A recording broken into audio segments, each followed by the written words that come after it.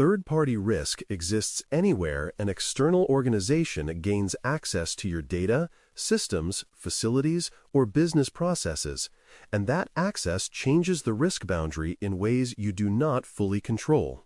Modern organizations rely heavily on outside parties to deliver technology, expertise, infrastructure, and operational capacity, which means risk is no longer confined inside the enterprise perimeter. When a vendor fails, is compromised, or behaves unexpectedly, the impact often lands on the organization that depends on them, not on the vendor alone. Third-party risk management exists to make that dependency visible, governed, and accountable rather than assumed and implicit. The goal is not to eliminate external relationships, but to manage trust deliberately so that reliance does not turn into unmanaged exposure. Before we continue, a quick note. This audio course is a companion to the CISS books. The first book is about the exam and provides detailed information on how to pass it best.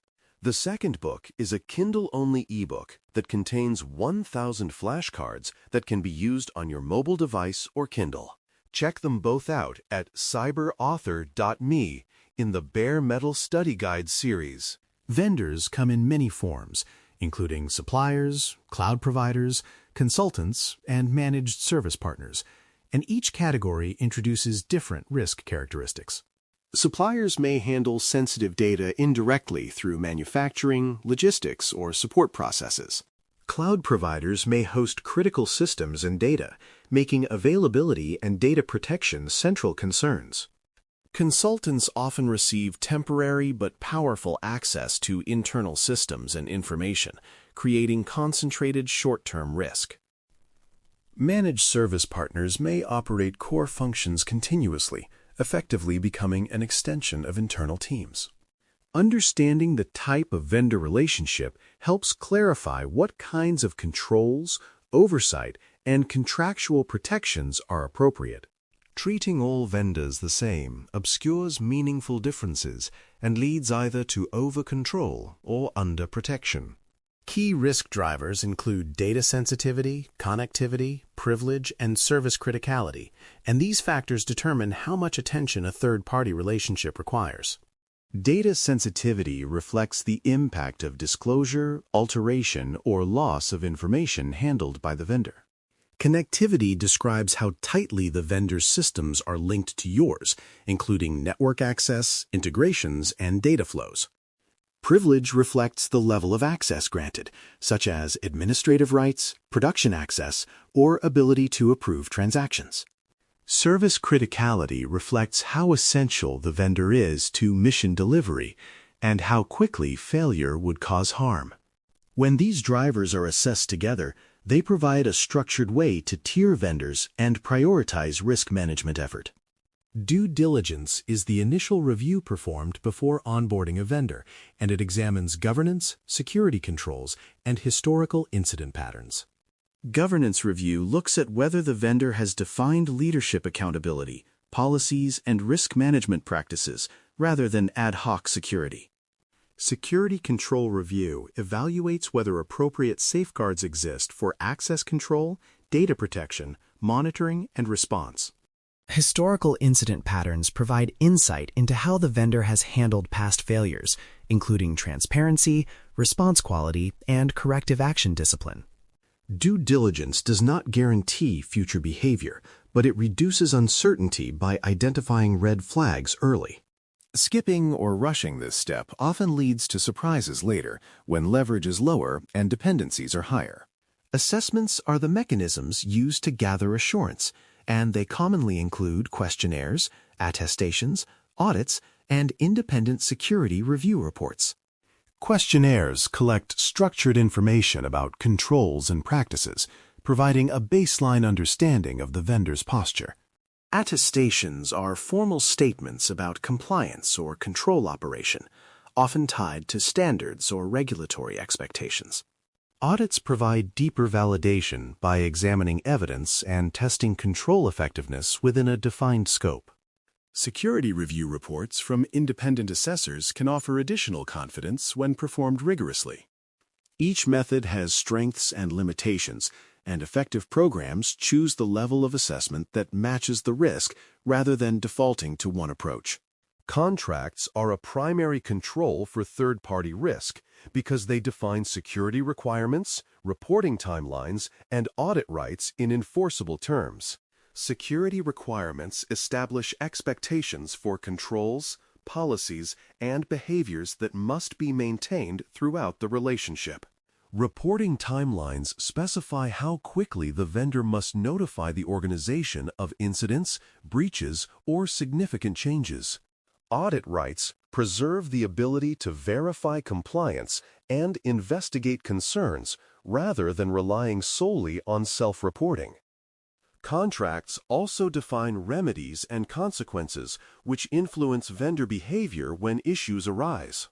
Clear contractual language turns security expectations into obligations rather than assumptions. Data handling clauses deserve special attention because they govern retention, deletion, localization, and subcontractor use in ways that directly affect risk. Retention clauses limit how long data may be kept, reducing exposure if systems are compromised later.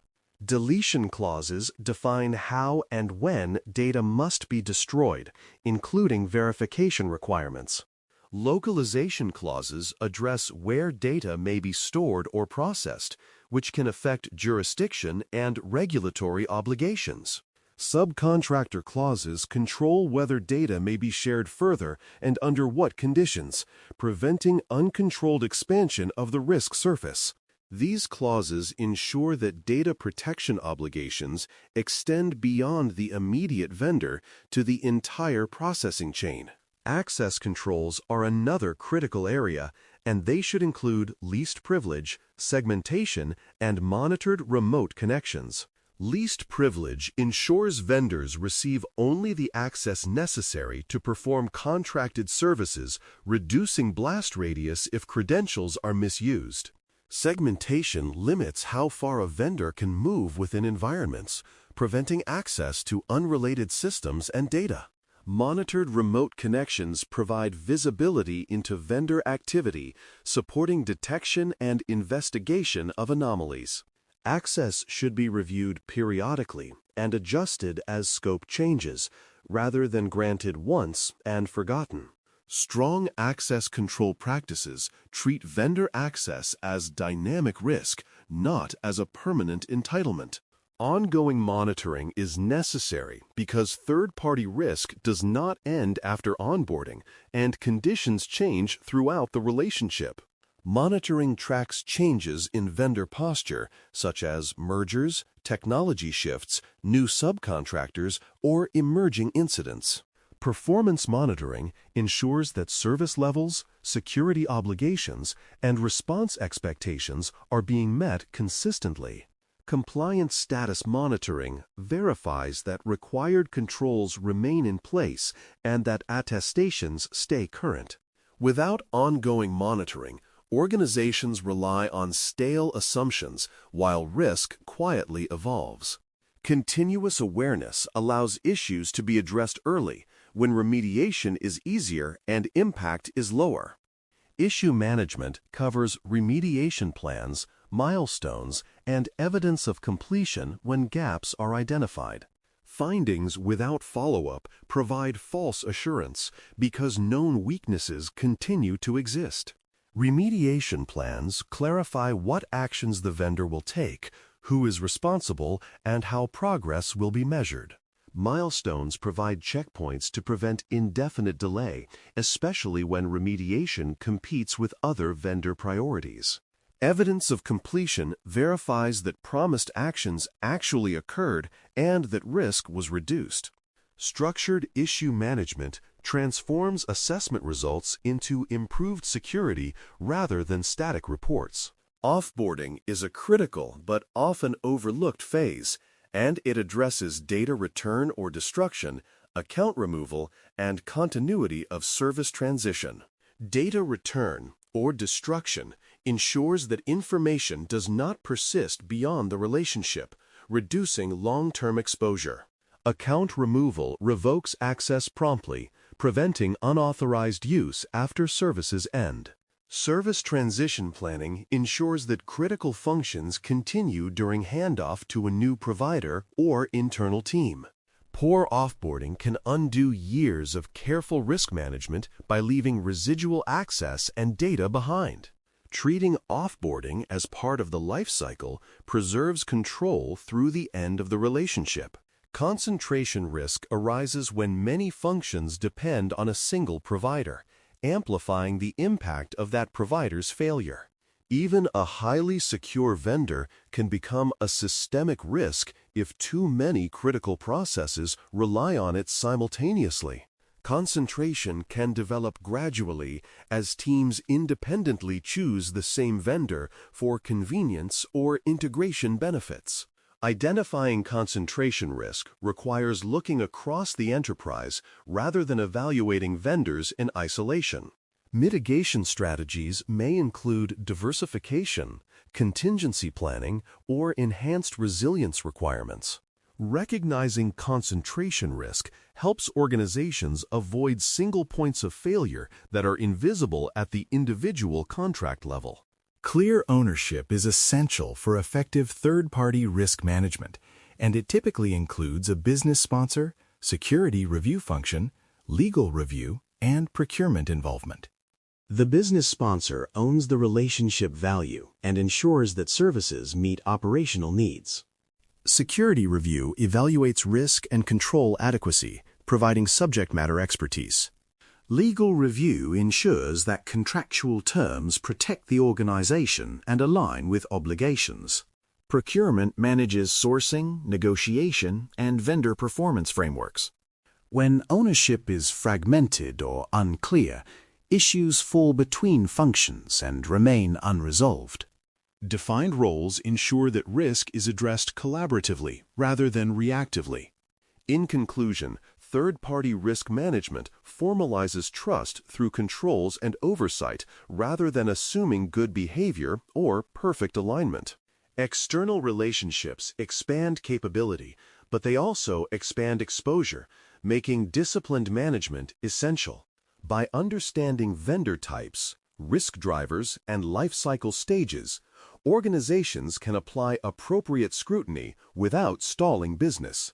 Due diligence, assessments, contracts, and access controls establish a baseline of protection, while ongoing monitoring and issue management sustain it over time. Offboarding and concentration risk management ensure that dependencies do not become liabilities.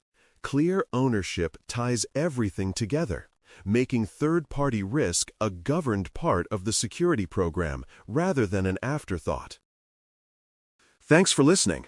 For more audio courses, daily newsletters, and more, please visit baremetalcyber.com.